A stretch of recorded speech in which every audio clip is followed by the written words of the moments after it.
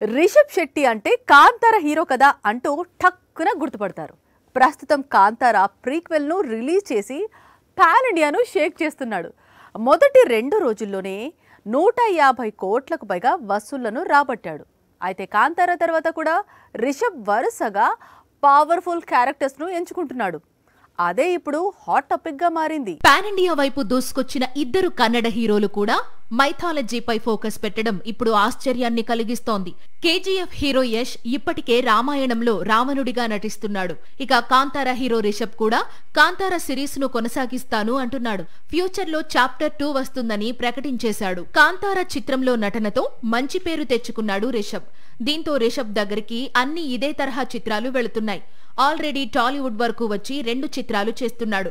ఒకటి Hanuman movie prequel, ఇందులో ఆంజనేయ స్వామి పాత్ర చేస్తున్నాడు. మరొకటి హిస్టారికల్ బకిం చంద్ర చటర్జీ నవల ఆధారంగా అశ్విన్ గంగరాజు 1770 పేరుతో తెరకెక్కిస్తున్నాడు. ఇక రిషబ్ చేస్తోన్న హిస్టారికల్ మూవీస్ లిస్టు కూడా రోజు రోజుకు పెరుగుతోంది. ఇప్పటికే ఛత్రపతి శివాజీ మహారాజ్ పాత్రలో నటించేందుకు డేట్స్ కేటాయించాడు. ఇప్పుడు లగాన్ డైరెక్టర్ తో కలిసి శ్రీకృష్ణదేవరాయల బయోపిక్ లోనూ కనిపించబోతున్నాడట. అయితే మైథాలజీ లేదా హిస్టారికల్, ఇది కాంతార హీరో సెలెక్షన్. పేదవాడి పక్షాన నిలబడతాం, ప్రజా గొంతుకై నినదిస్తాం.